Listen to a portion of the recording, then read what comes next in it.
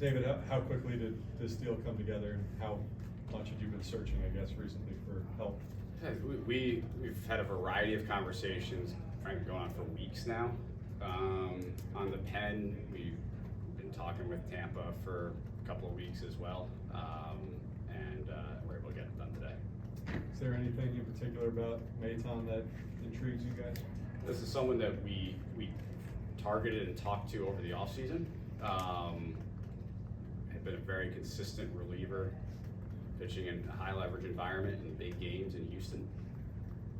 Got off to a rougher start this year, and we think some of the adjustments he's made over the last month or so, throwing a few more strikes, some usage adjustments, have led to some better results, and we're happy to bring him into our pen.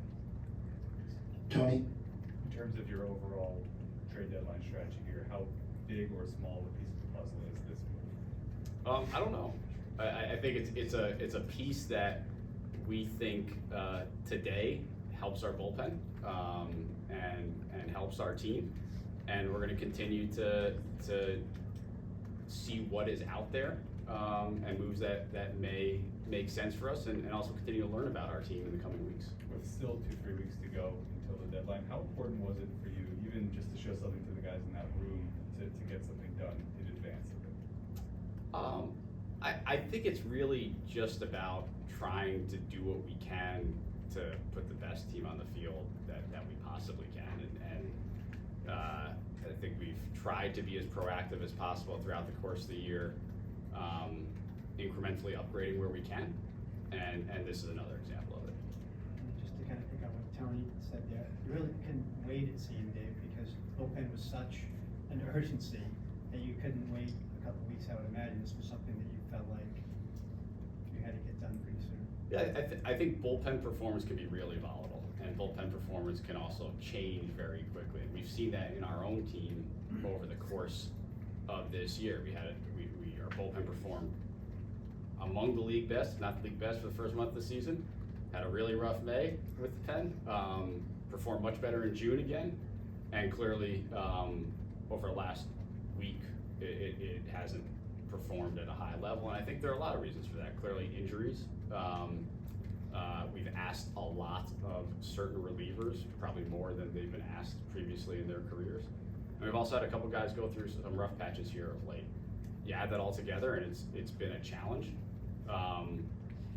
But I also think we've got some really talented arms down there that are capable of pitching at a high level, who have pitched at a high level, and are going to help us win games and close out games. Manny? What do you like in particular about Phil Maton? Yeah, it's an experienced arm who has pitched in the back end of bullpens in big games, and he's shown an ability with his stuff arsenal to attack both handed hitters, and so we're excited to bring him in. Andy?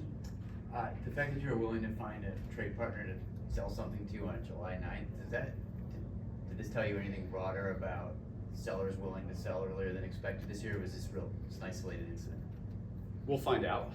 I think for now it's probably a little bit of a unique circumstance, but we'll find out. There is industry discussion going on right now. There's no question.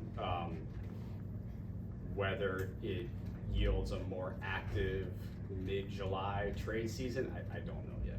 More conversations than typical for this date, you think? I actually don't think so. I think you usually have these volume of conversations, and then it takes till maybe after the All-Star break for them to pick up in intensity.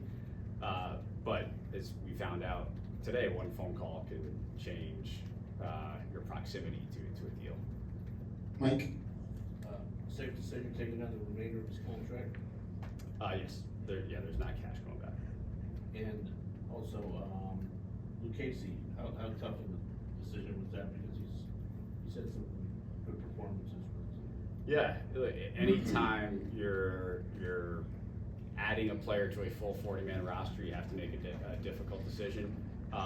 Joey has pitched well at times for this organization, specifically last year.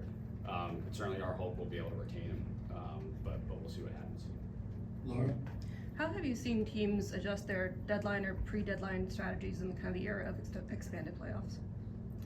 I think it depends on the individual team's particular circumstance. I don't know that I've seen a universal trend throughout baseball. I think depending where certain organizations are in their specific cycle, you see organizations get maybe a little bit more aggressive than they would otherwise, and other organizations don't. So I don't know that I've drawn a universal lesson with expanded playoffs. I think it's been more individual organization and individual executive mindset. Tim? What was the value in your mind of adding earlier now versus 3 weeks down the line when maybe the supply of available guys might be larger? Yeah, I think the supply will be larger. I think where we are right now with the confluence of injuries, workload, a couple of guys scuffling, if we had the ability to add now, it certainly made sense. How soon will Phil join the roster? Either tomorrow or the next day. We're working through that now. Tony? That was my question. Zach? Still in the kind of process of evaluating, or is this a sign that, you know, you guys are gonna be aggressive or at least be on the buyer side? I think this is really a continuation of us trying to improve our team, supplement our team where we can. And we're gonna continue to learn about our team over the coming weeks, and we'll take that opportunity to determine what a full trade deadline strategy looks like. Manny? Do you feel good about the position your team is currently in, given what the schedule looks like moving forward? I feel a lot better about it than I did a month and a half ago. Look, I think our group, our players, our coaches deserve a lot of credit for battling through what was a really, really tough May in a number of ways. It was a very challenging month for the club. And I think they stuck together, and our players stuck together in a really admirable way.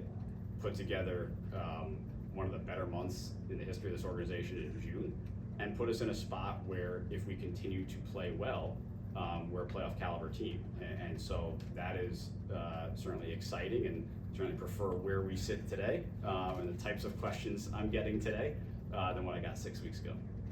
Tony? A couple of your players have been vocal in saying they've reached out to Steve, essentially asking for help. Have you heard that directly from players or from Steve? Sure. I one of the reasons I try to be around is so that I can hear from players, and I like hearing from our players. I think it's important for me to get their perspective, and certainly great for me to hear that that our players and our veteran players think that we're good enough to deserve to add, and that's good for me to hear. Does hearing that directly do anything in terms of changing your mindset, your strategy, or anything like that? It's a piece of information. It's a data point. I certainly prefer to hear that than what the opposite could be. So it's a piece of information, and we try to weigh it along with all the other information that we have. Andrew? I guess, how do you feel about the state of the bullpen overall as currently constituted with the addition of Phil Maton? I think we have a group that was thinned out by injuries. We have a group that there was some significant usage on certain guys who have pitched pretty well. And we have a group that has the talent to be pretty consistent. We've had really good stretches over the course of this year with our bullpen, and we've had some really tough stretches. But I do think we have guys down there who can get the job done, have at points this year, and certainly have throughout the course of their careers. Tim? Given the kind of muddled state of the National League, where every team is like a week or 10 days out from being in playoff position, Yep. Does that make it more challenging to decide on how to approach the trade deadline? How does that inform what you're looking at? Yeah, I mean, it's both challenging and fun and frenetic and all of those things. I think we are in a spot where winning 3 in a row changes things in a very significant direction, and losing 3 in a row seems to change things in a pretty significant direction. And that's true for a couple other teams as well. It's one of the reasons why we're going to try to be patient as we continue to learn and evaluate the team. Andy? When it comes to an organizational decision like yesterday, Christian Scott's 75-ish pitch count, wanted him on.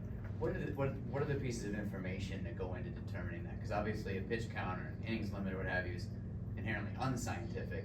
How is that decision arrived on that that's the number for him? Yeah, there's no crystal ball here, and we don't know exactly what the right answer is in terms of pitch counts. We've talked about we don't have a firm innings limit on Scotty.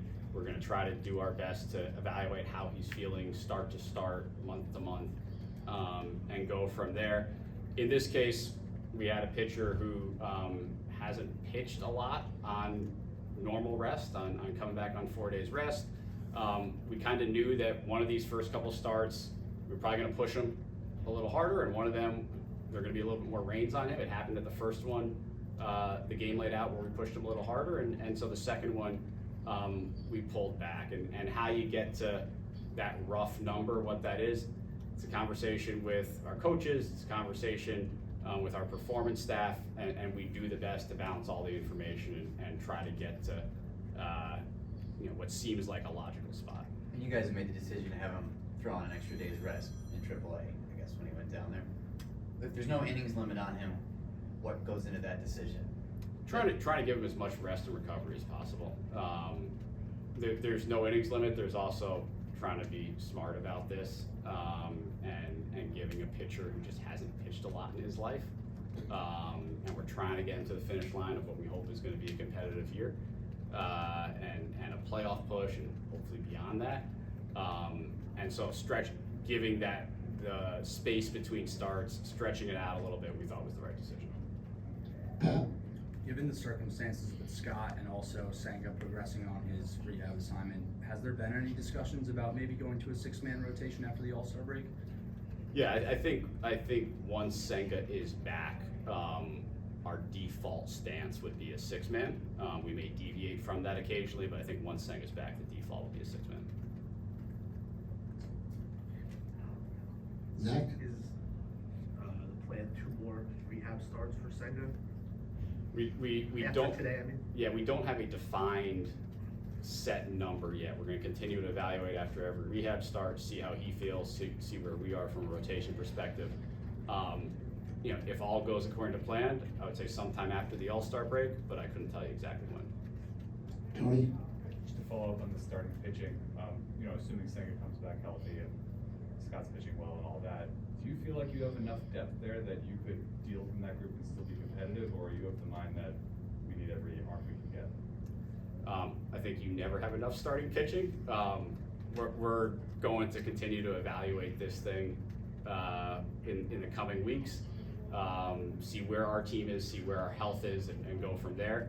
But you'd always prefer to have more starting pitching than less. Laura? Is there any belief that Ronnie Mauricio will somehow be able to play this year? I don't know that yet. I think the most likely situation is he probably does not come back. We certainly don't want to rush Ronnie back to get a couple of weeks in September. But if his rehab progression goes that way, that's a good outcome. Anything else? Thank you, David. Thank you.